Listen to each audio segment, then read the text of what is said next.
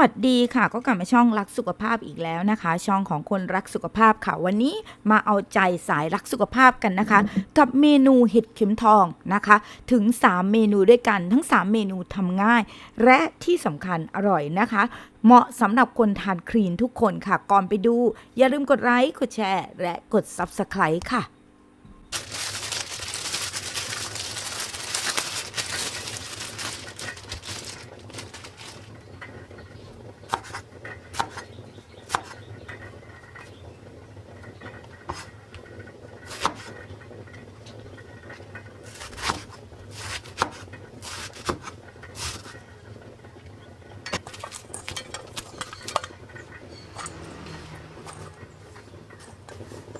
ค่ะเราก็หั่น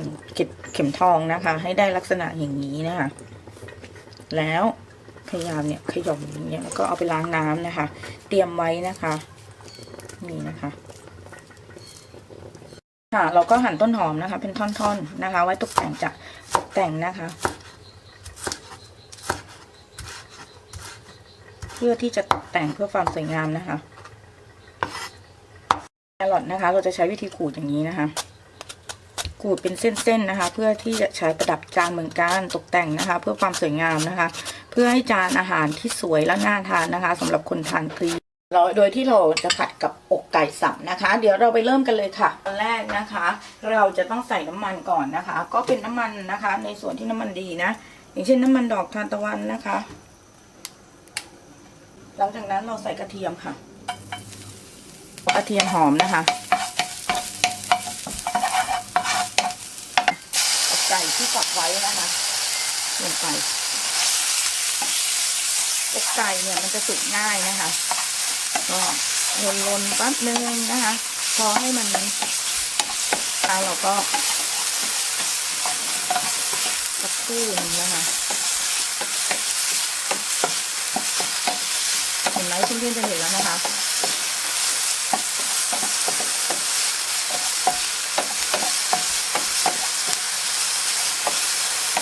พอไก่ได้ประมาณนี้นะคะให้เราใส่เห็ดเข็มทองที่เตรียมไว้นะคะ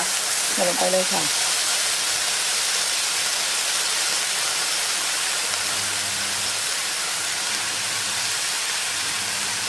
บีบน้ำให้ดีนะคะ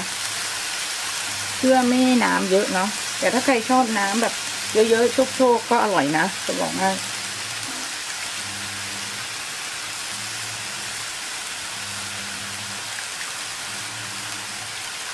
เมนูคลีนเป็นอะไรที่ทำง่ายนะคะแต่ว่านะคะก็จะลดพุงเราได้นะโดยส่วนตัวเนี่ยไม่ได้ออกกำลังกายนะแต่ไม่มีหน้าท้องแต่ว่าถามว่าน้ำหนักลงเร็วไหมมันต้องควบคุมอาหารควบคู่ไปด้วยนะคะรวมถึงนะคะออกกำลังกายหุ่นจะเฟิร์มขึ้นมาอย่างที่เห็นได้ชัดนะคะ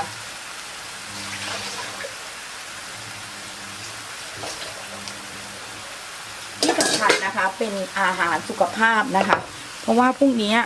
มันจะปรุงน้อยนะคะเพื่อนๆจะเห็นแล้วนะน้ำเนี่ยของเห็ดเข็มทองจะออกแล้วนะคะไก่ยังไม่สุกเลยต้องรอให้ไก่สุกก่อนนะนี่นะคะในส่วนของน้ำมันหอยค่ะอันนี้เอาน้ำมันหอยไปละลายกับน้ำซุปนิดนึงนะเห็นไหมน้ำมันจะนั่นเลยนะคะแล้วก็ใส่ซีอิ๊วขาวโรยโซเดียมนะคะผงปรุงรสนะคะที่ทำมาจากอกไก่นะคะนิดนึงนะคะค่ะให้ใส่นะคะในส่วนของต้นหอมนะคะและแครอทค่ะ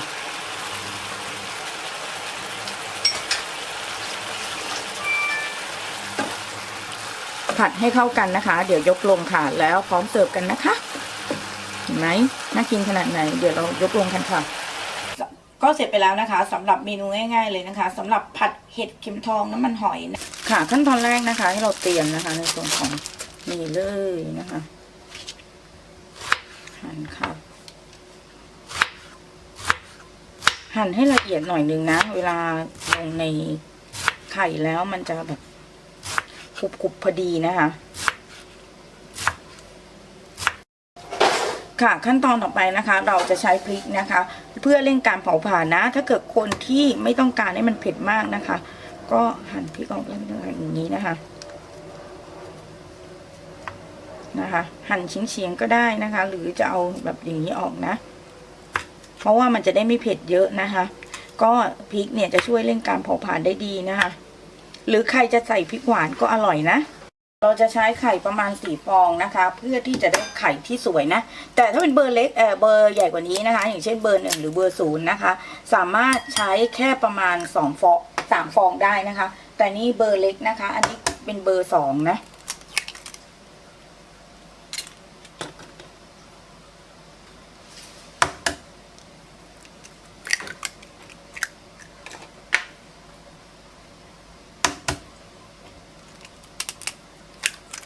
นะคะตีไข่ให้เข้ากันก่อนค่ะ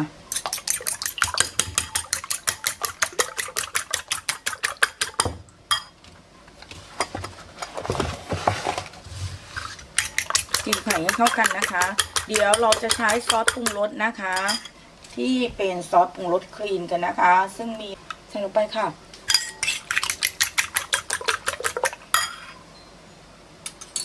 ขั้นตอนแรกนะคะเราจะใช้น้ำมันดอกทานตะวันนะคะหรือน้ำมันซันฟลาวเวอร์ก็ได้นะคะใส่ลงไปค่ะ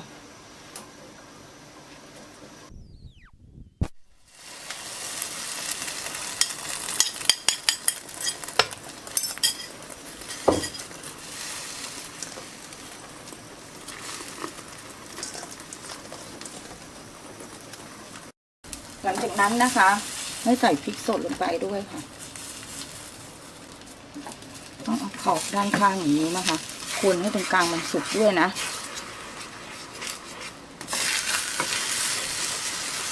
นะคะมันจะได้สุกทั่วนะคะแล้วก็เป็นก้อนที่กลมนะ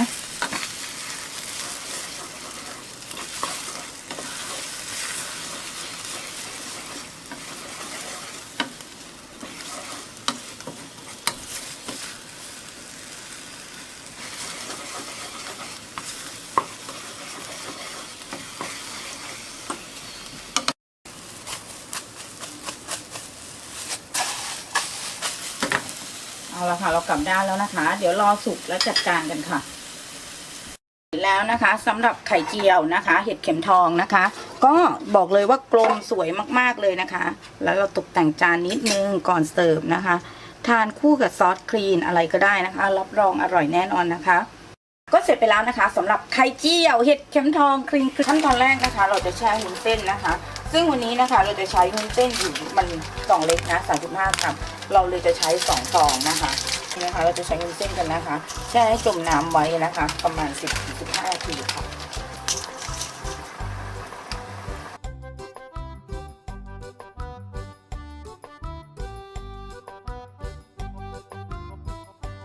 ขั้นตอนแรกนะคะเราก็จะใช้น้ำมันมะกอกลงไปนะคะ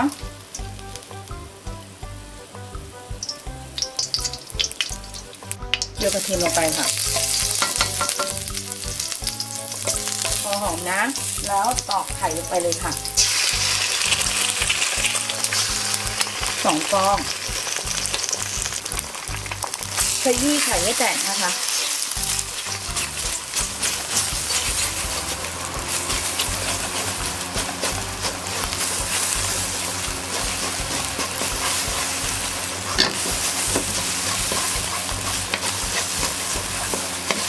ให้แตกให้หมดในลักษณะอย่างนี้นะคะ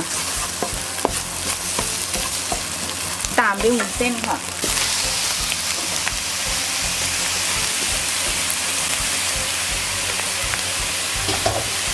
ขยี้ให้เข้ากันนะคะ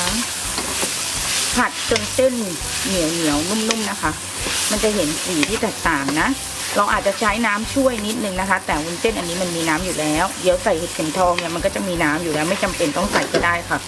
แต่ถ้าใครชอบน้ำแฉะๆก็สามารถใส่ได้นะคะ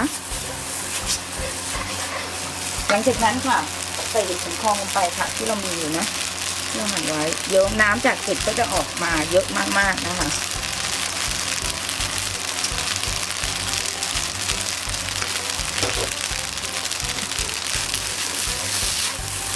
ขยี้ให้เข้ากันค่ะผัดนะคะสักครู่น้ำจากเห็ดก็จะออกมาแล้วเห็นไหมคะ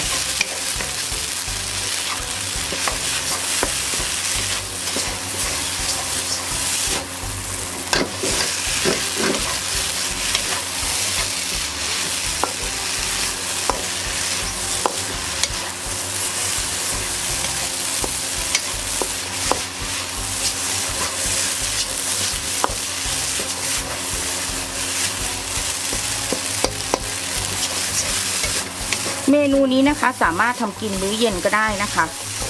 จะแคลอรี่ต่ำมากๆนะคะ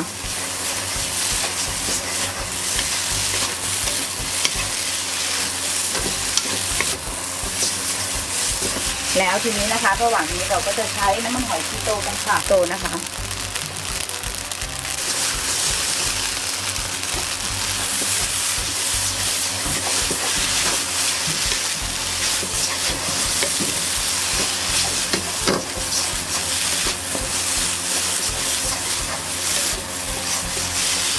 เอาคีโตนิดนึงนะคะผัดให้เข้ากันค่ะ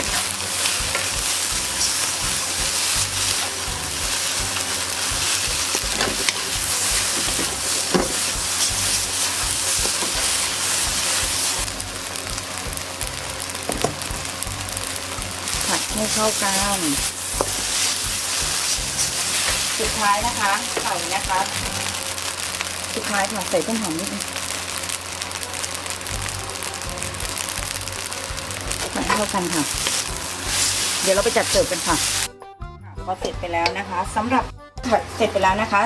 ผัดไข่วุ้นเส้นนะคะสูตรพรีโตนะคะทานได้นะคะแบบง่ายๆค่ะซึ่งใช้เมนูเห็ดเข็มทองเป็นหลักนะคะแต่เป็นเมนูไอเดียที่น่าทำทานมากนะคะและใช้เวลารวดเร็วค่ะสำหรับคลิปนี้นะคะทีมงานรักสุขภาพก็ขอลาไปก่อนค่ะถ้าชอบคลิปนี้ของพวกเราก็อย่าลืมกดไลค์พวกเราด้วยนะคะและที่สำคัญอย่าลืมกดแชร์ค่ะเพื่อบอกต่อคลิปดีๆเจอกัน